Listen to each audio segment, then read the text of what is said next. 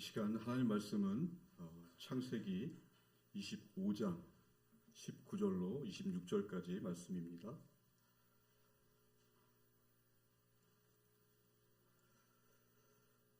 오늘로써 가스펠 프로젝트 9번째 시간인데요.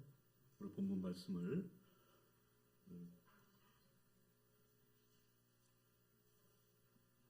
교독하시고 마지막 절은 함께 읽도록 하겠습니다. 창세기 25장 19절로 26절까지 말씀입니다.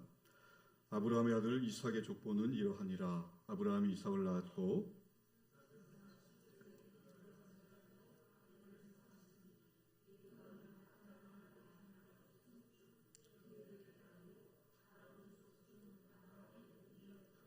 이삭이 그의 아내가 임신하지 못하므로 그를 위하여 여호와께 간구하매 여호와께서 그의 간구를 들으셨으므로 그의 아내 리브가가 임신하였더니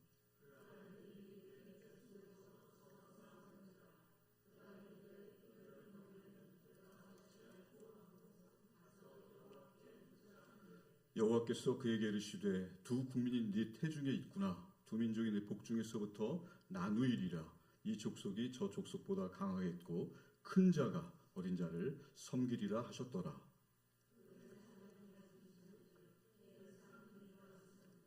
먼저 나온 자는 붉고 전신이 털옷 같아서 이름을 에서라 하였고 후에 나온 아우는 손으로 에서의 발꿈치를 잡았으므로 그 이름을 야곱이라 하였으며 리브가가 그들을 낳을 때에 이삭이 60세였더라. 아멘. 기도하시겠습니다. 하나님 아버지 은혜를 감사합니다. 수요 말씀 강좌로 우리를 불러주셔서 말씀으로 영의 식탁을 차려주시니 감사드립니다.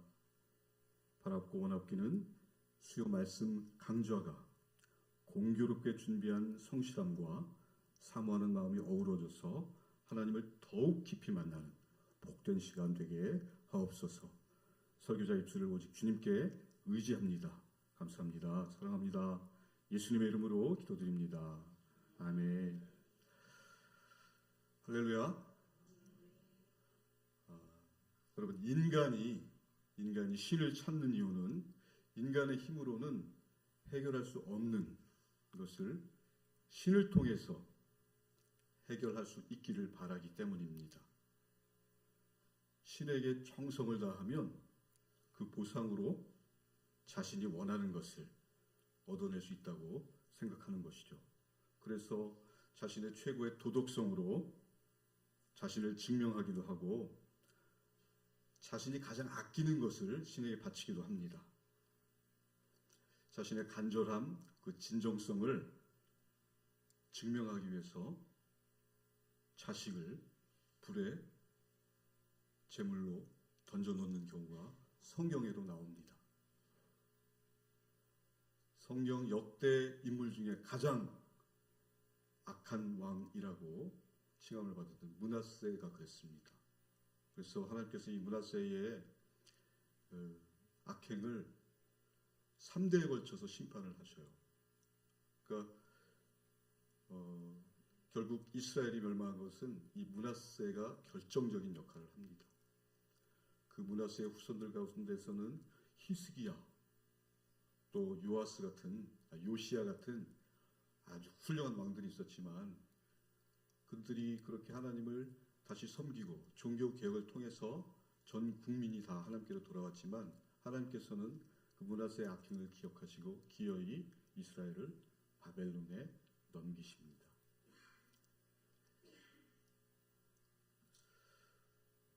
이렇게 신에 대해서 내 믿음으로 어떤 대가를 얻게 하려는 그런 관념들이 우리 기독교에도 스며들었습니다. 그래서 내 믿음의 어떤 조건을 가지고 기복신앙화 되었죠. 복을 빈다는 것이 다 부정적인 것은 아니지만 이 복을 구하는 것이 우리 신앙생활의 최종적인 목표가 된다면 그것은 우리 신앙에 큰 문제를 일으킵니다.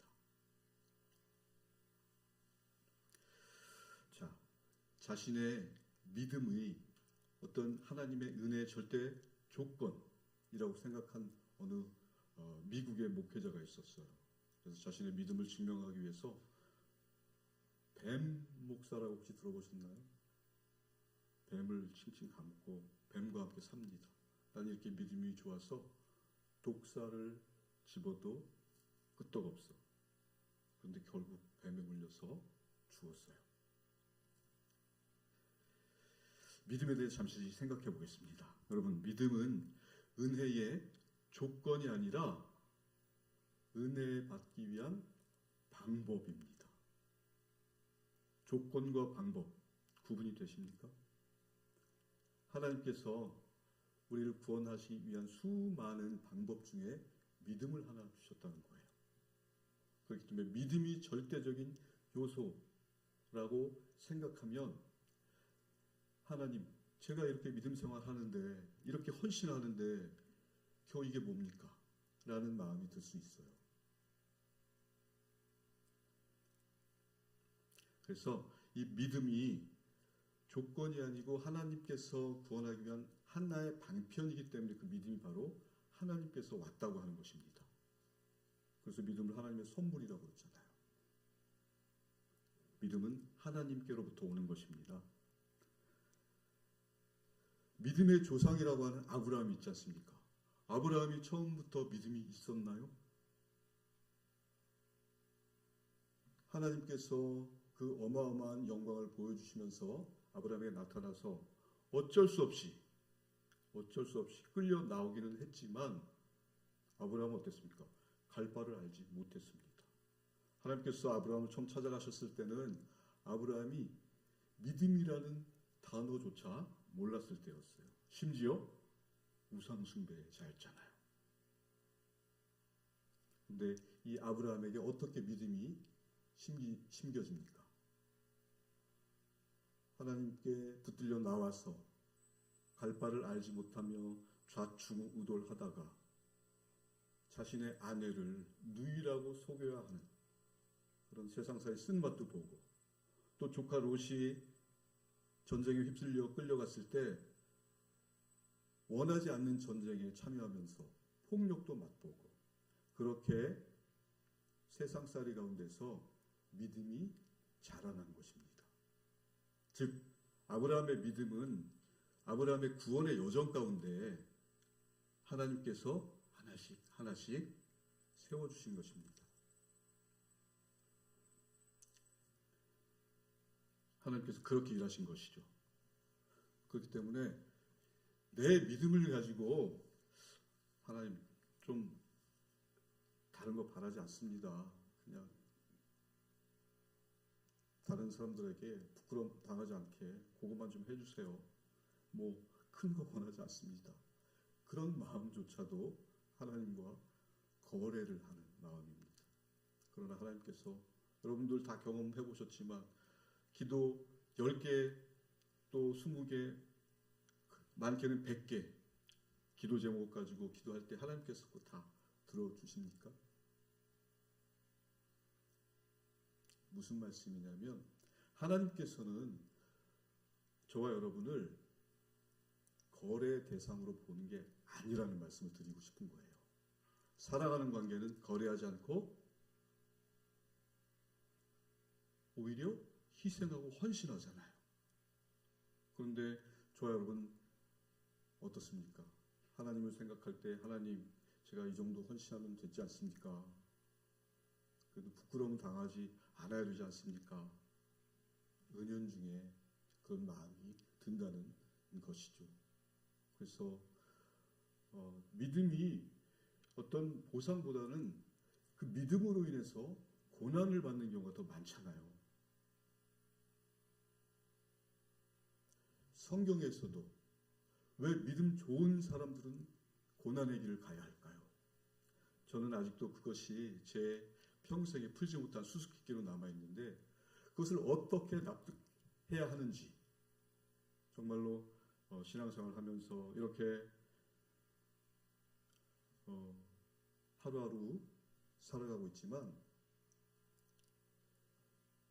가끔은 체념하는 경우도 있습니다.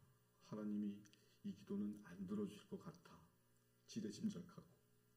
그것은 뭐냐면 결국 내 마음속에 내 믿음으로 하나님과 딜을 좀 해보고 싶다는 그런 마음이 있기 때문에 그런 것입니다. 그러면 우리는 왜 예수를 믿을까요? 이렇게 보상도 없고 즉각 하나님께서 은혜도 안 주시고 정말 남보다 더 희생하고 또 참아야 되고, 그런데 왜 신앙생활을 해야만 할까요? 그것은 하나님의 자녀라는 것은 다른 어떤 것보다 지존하신 하나님의 자녀라는 명예 때문에 그렇습니다. 예수 믿는다는 것은 어마어마한 명예, 영광이 주어지는 것이에요. 그런데 그런 위대한 영광의 지위에 있는 내가 고까짓 것 몇 개 때문에 투정하고 하나님 원망하고 하나님께서 나를 자주 안 찾아오시네, 내 믿음이 약한 것일까? 더 가열차게 헌신하고 봉사하고 말씀 읽고 해야 되겠다 라고들 다 하잖아요. 그런데요, 하나님께서는 성경 말씀을 통해서 오늘 말씀을 통해서 저의 어떤 이런 것들을 바로잡아 주셨습니다. 오늘 글의 핵심 단어는 명예인 것 같아요. 그래서 오늘 신학적 주제를 한번 살펴보도록 하겠습니다. 하나님은 사랑받을 가치가 없는 사람과도 함께 하시겠다고 약속하셨습니다. 함께 한번 읽어볼까요? 하나님은 사랑받을 가치가 없는 사람과도 함께 하시겠다고 약속하셨습니다. 자, 여기에서 서두에 말씀드린 야곱 같은 경우에, 아브라함 같은 경우에도 그렇지만 정말 가치가 없는, 오늘 본문 가운데서 여러분들 너무나 잘 아시는 야곱은 탄생이 어떻습니까? 에서 형의 뒤꿈치를 잡고 나왔잖아요. 그것은 무슨 뜻일까요? 형의 몫을 빼앗은 거잖아요. 결국 삶 가운데 그걸 실행했고요. 장자까지도 가로채고 그렇게 약탈하고 또 속이고 정말 신앙인으로서는 가질 수 없는 그런 일평생을 살았는데 이 야곱을 하나님께서 축복하셔서 이스라엘 12지파의 아버지로 삼아주셨어요. 자, 여러분 한번 비교해 보십시오. 야곱과 또 아브라함과 다윗은 어떻습니까? 여러분들 다윗 출발이 어마어마했죠.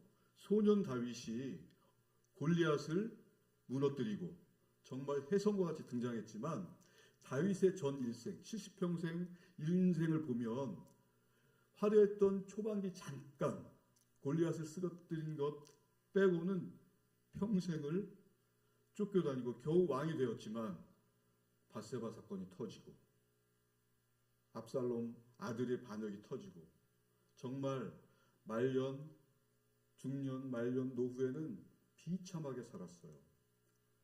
여러분들 다윗 굉장히 부러워하시는데 성경이 말하는 다윗은 부러움의 대상이 아닙니다. 영웅이 아니고요. 다윗을 통해서 이런 다윗에게 은혜를 주시는 하나님을 말씀하는 것입니다. 그런데 우리는 다윗에게 초점이 가 있죠. 다윗의 인생을 한번 이렇게 쭉 보시면 정말 70평생 가운데서 한 1, 2년 정도 반짝했던 것 같아요. 초기에. 그 외에는 고난의 연속, 고난의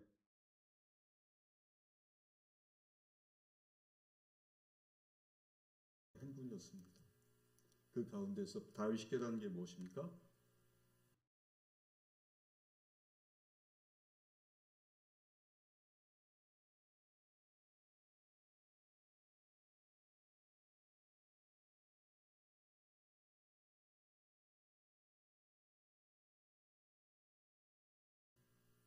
상한 심령. 하나님께서 나의 인생을 통해서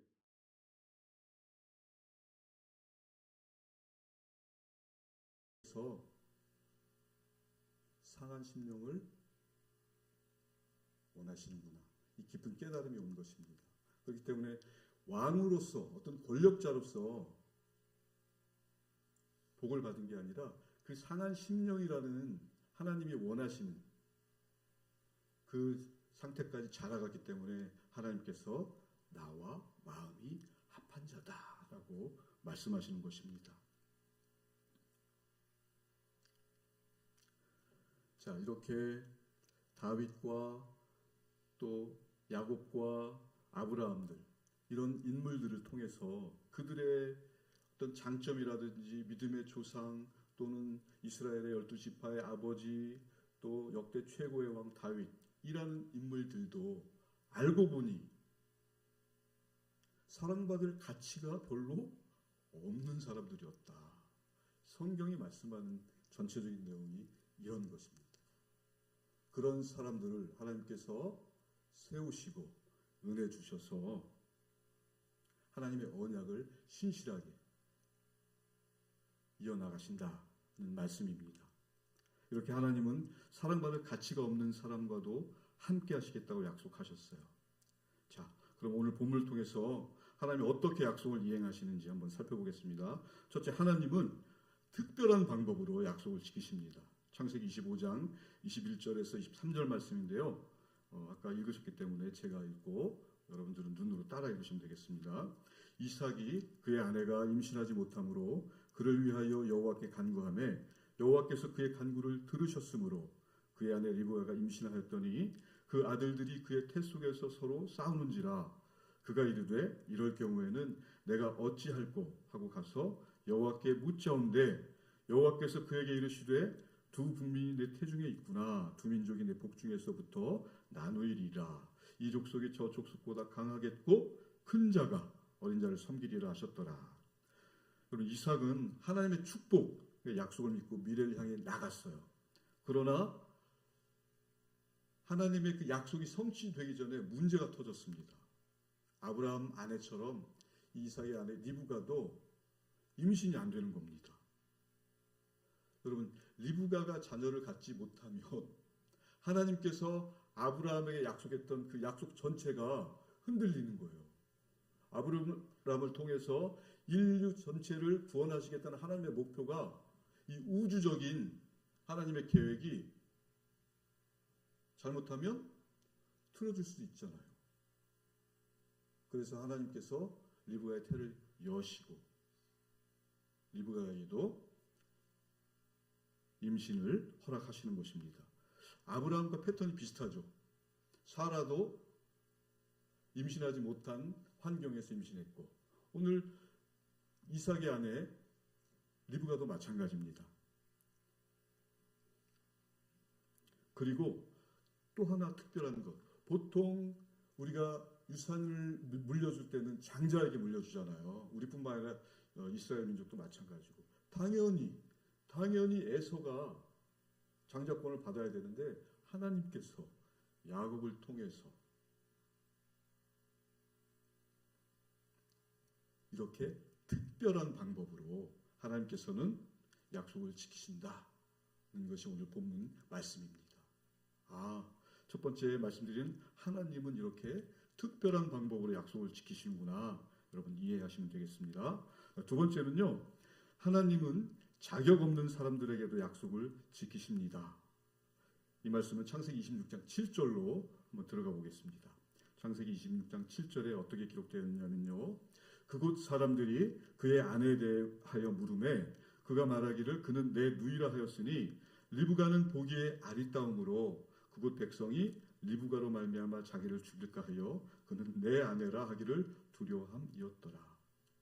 여러분, 부인 되시는 여러분, 이 이삭의 행태가 어떻습니까? 자기 살려고 아내를 내놓는 자격이 있습니까?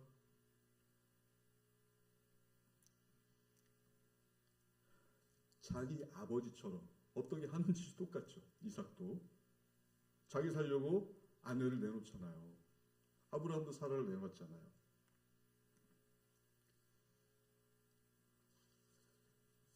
말도 안 되죠. 정말 우리말로 참 이삭도 거시기한 사람이죠. 성경에 나오는 인물들이 다 이런 사람들이에요. 이런 정말 죄송합니다. 찌질한 사람들을 통해서 하나님께서 역사하시는 거예요. 비겁하고 말이 안 되고, 그리고 정말 이삭을 이렇게 따져보면 인생 자체가 하나님의 일방적인 축복이 부어졌을 뿐이지 인격이라든지 됨됨이라든지 자세라든지 전혀 준비가 되지 않은 사람이었어요. 복받을 만한 것이 어린 시절 번제로 드려질 때 반항하지 않은 거 하나 빼고는 인생 자체가 큰 특징이 없는 사람이었어요.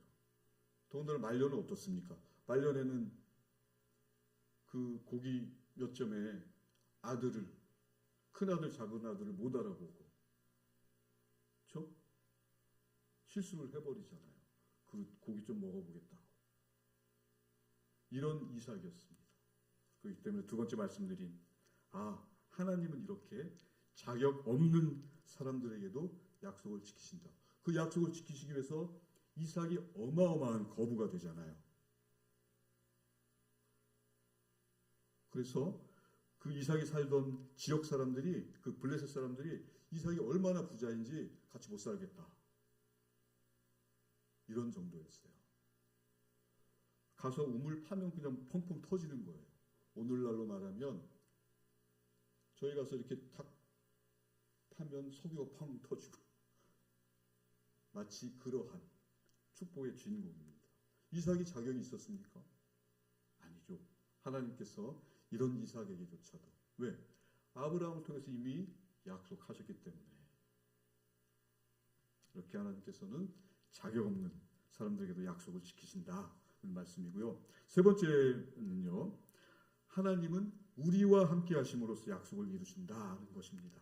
우리와 함께 하심으로써. 이 말씀은 창세기 28장 12절에서 15절 말씀을 보겠습니다.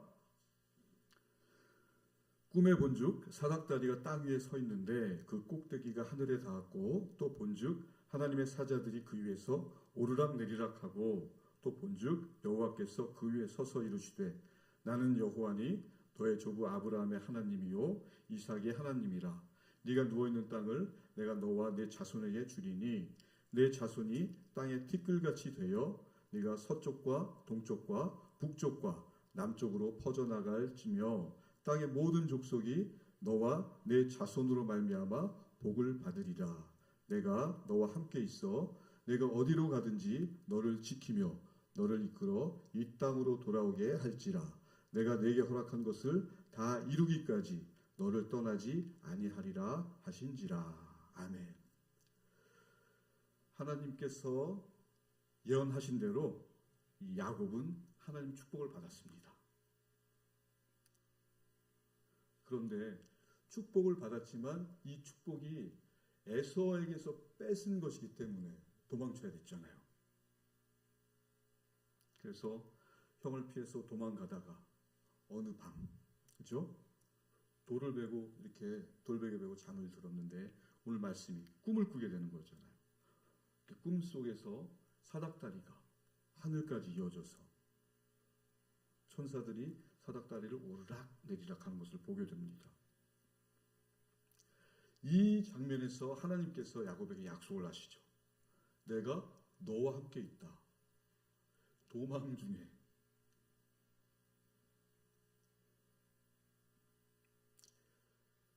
하나님이 어떤 분이시냐면 이삭에게도 찾아가서 직접 찾아가셔서 함께 하겠다. 오늘 야곱에게도 하나님께서 친히 찾아가셔서 내가 너와 함께 있다.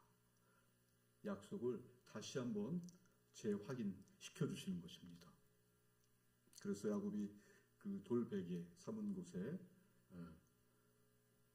표를 삼고 그 이름을 베델이라고 했잖아요. 베델. 베델이 무슨 뜻입니까, 여러분? 베델. 엘 하면 하나님이고 벳 하면 집이죠, 집. 집. 그래서 베델하면 하나님의 집. 예수님께서 자주 가셨던 베다니 마을 있잖아요. 그것도 벳안이거든요. 근데 성경은 이제 벳안이라고 되어 있는데 벳안이, 그러니까 벳집, 안이는 뭐 슬픔, 또 가난한 그런 뜻입니다. 그래서 슬픔의 집이 이렇게 되는 거예요. 그래서 이 베델이 야곱이 하나님을 만난 그 장소에다가 표를 해서 하나님을 만난 장소다. 그래서 그 돌을 표로 삼은 것을 베델이라고 하는 것이죠. 이 베델이 야곱에게는 하늘의 문이었어요. 하나님께서 이 베델에서 에덴에서 아담과 하와가 함께한 것처럼 내가 너와 함께하겠다 약속을 주시는 거예요. 그러자 야곱이 하나님을 자신의 하나님이라고 섬기겠다고 약속을 합니다. 하나님께서 먼저 가셨어요. 왜냐하면 그 아브람과 또 이삭과 한 약속을 기억하신 하나님께서. 여기서 한 가지, 이 베델은요, 베델을 통해서 또 하나님의 성품을 우리가 엿볼 수 있는데요. 우리가 바벨탑 배웠잖아요. 바벨탑. 그 바벨탑은 인간들이 하나님을 향해서 올라가는 거였잖아요. 그러나 이 베델은 하나님께서 내려오시는 장면이에요. 그러니까 하나님 신이신, 정말 지존자이고 절대자이신 하나님께서, 하나님의 성품은 그냥 하늘나라에서 에헴하고 계시는 게 아니라 우리의 처지와 상황을 직접 찾아오신다는 말씀이에요. 그 궁극이 무엇입니까? 예수 그리스도의 성육신인 것입니다. 신의 지위를 버리고 누추한 이 육신의 장막을 입고 우리 곁으로 직접 찾아오신 분이 우리 하나님이세요.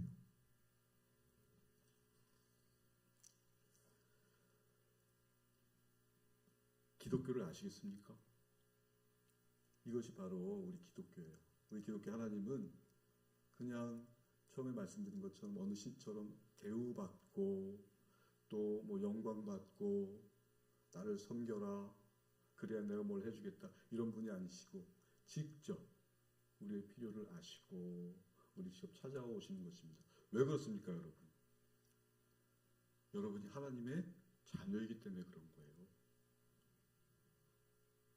자녀들이 삶을 살 때 그 어려움, 부모들은 부모 입장에서는 지나칠 수 없잖아요. 지금 이 순간도 여러분들 하나님께서 여러분들의 정말 생활, 어려움, 기도 제목 다 알고 계세요. 그런데 왜 기도에 응답 안 해주시고, 더군다나 우리 요즘에 우리 이제 아프신 분들, 환우들 위해서 열심히 기도하는데 하나님 좀 기적도 한번 확 보여주시고 안수할 필요도 없이 그냥 하늘에 자막 하나 딱 끼고 쳐다봐라. 그럼 날 그런 하나님이신데 왜 그 고통을 겪고 그런 과정을 겪어야 할까요, 여러분? 하나님께서 원하시는 건요, 그것을 넘어오시기를 바랍니다. 정말 죽을 것 같죠. 너무너무 힘들죠. 예수님도 그러셨어요. 겟세마네 동산에서 내 마음이 힘들어서 죽을 것 같다. 그 고통이라는 게, 고난이라는 게. 그렇지만 십자가 지셨잖아요. 하나님께서 그걸 원하세요. 우리의 질병들, 재정적인 문제들, 그런 어려움들 하나님께서 같이 지금 울고 계시고 같이 옆에 아픔을 나누고 계십니다. 건져주시면 되는데 왜 안 건져주실까요? 그것을 통해서 잘하게 하시는 겁니다. 히브리서 5장 8절 보면 그가 아들이시면서도 받으신 고난으로 순종함을 배워서 온전하게 되셨다 하십니다. 하나님이신 예수님께서 어느 부분이 온전하지 않습니까? 그러나 십자가를 지셨어야 해요. 저와 여러분을 예수님과 같은 양자로 삼으셨기 때문에 그 수준을 원하세요. 그러나 저와 여러분은 어떻습니까? 먹을 것, 입을 것, 또 이 땅의 것이 전부인 줄 알고, 또 그 고난이나 고통이 오면 하나님 도대체 어떻게 된 것입니까? 원망하고 마음속 깊이 체념하고. 그런데요, 하나님께서는 그 순간에도 자, 이 고비를 넘어야 된다. 내가 겪고 있는 현실, 이 현실을 그것을 뛰어넘어야 돼 라고 지금 기도하고 계시는 거예요. 예수님이 보좌 우편에서. 스데반이 그랬잖아요. 스데반이 만약에 순교할 때 딱 예수님을 보지 못하고 말 한마디 잘못하면 우리 기독교 역사가 어떻게 될 뻔했습니까? 그러나 그때 성경 뭐라고 말씀하십니까? 예수님께서 일어서셔서 아유 스데반 너 힘내야 된다. 성경은 이렇게 표현하고 있어요. 구원을 받아서 하나님의 자녀가 되고 하나님의 후사를 잇는 그런 영광스러운 지위인 저와 여러분이 고난이라든지 유혹이라든지 핍박에 쓰러지거나 좌절하거나 체념하는 것을 하나님께서는 원하시지 않습니다. 그래서 우리 인생 가운데서 인생을 통해서 그 고통을 주시는 거예요. 고난을 통과할 때마다 여러분 어떻습니까? 성장하시잖아요. 자라나시잖아요. 우리는 이미 죽음과는 상관없는 사람들이에요. 사망을 조롱하는 사람들입니다. 사망아 네가 쏘는 것이 무엇이냐. 우리는 죽음을 가지고 노는 사람들이에요. 그런 존재입니다. 이미 예수 안에서는 죽음이 없어졌어요. 여러분들 속지 마십시오. 그런 나의 신분을 확인하고 그 고난과 또 삶이 주는 어려움을 그냥 이겨내셔야 됩니다. 자, 오늘 하나님께서는 말씀을 통해서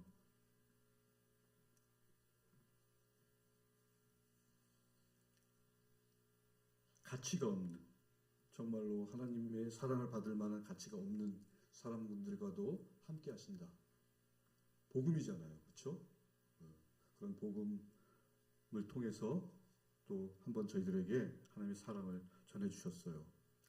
하나님이 안 보이신다고 여러분들 뭐 좀 체념하거나 의기소침하거나 그러실 수 있잖아요. 제자들도 그랬습니다. 요한복음 14장 9절에서 10절에 이렇게 되어 있습니다. 예수께서 이르시되 빌립아 내가 이렇게 오래 너희와 함께 있으되 네가 나를 알지 못하느냐. 나를 본 자는 아버지를 보았거늘 어찌하여 아버지를 보이라 하느냐. 내가 아버지 안에 거하고 아버지는 내 안에 계신 것을 네가 믿지 아니하느냐. 내가 너에게 이르는 말은 스스로 하는 것이 아니라 아버지께서 내 안에 계셔서 그의 일을 하시는 것이다. 아멘. 우리의 믿음이 얼마나 허약하면 예수님께서 직접 역사 속으로 들어오셨겠어요. 하나님께서 시간 속으로 들어오셨어요. 무한하신 하나님께서 그 아주 유한한 시간 안으로 그리고 실존적으로 역사 속에 들어와서 확인시켜 주셨습니다. 그것이 예수 그리스도입니다. 예수님을 통해서 우리는 하나님을 볼 수 있고 하나님을 만나고 지금도 하나님과 동행하는 것입니다. 여러분. 그리고 그 예수님의 실존을 증거하는 것이 하나님의 말씀이죠. 그래서 우리 온 교회가 하나님 말씀으로 세워져 가는 가운데 있는데요.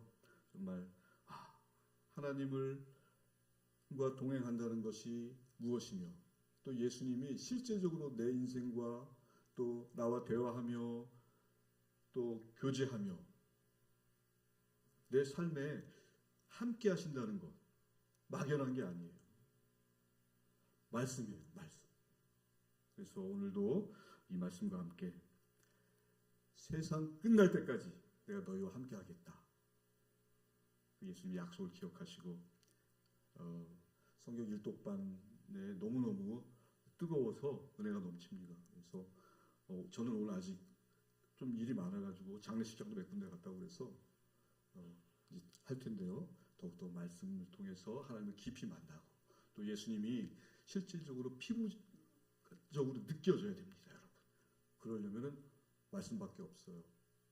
말씀을 통해서 정말 하나님을 만나고 또 하나님께서 주신 이 계시의 말씀을 통해서 정말 내가 너와 영원히 세상 끝날 때까지 함께 하겠다는 그 확신이 저와 여러분을 사로잡는 이 밤이 되었으면 좋겠습니다. 아멘. 기도하겠습니다. 하나님 아버지 은혜를 감사합니다. 사랑받을 가치가 없는 사람도 사랑해 주시며 또 약속을 지키시는 하나님이 우리의 아버지라는 것이 감사할 뿐입니다. 우리 수요 말씀 강좌를 통해서 더 많은 성도들이 하나님을 깊이 만나고 또 감격하며 하나님의 숨결을 느낄 수 있게 저희를 인도하여 주시옵소서. 감사합니다. 사랑합니다. 예수님의 이름으로 기도드립니다. 아멘.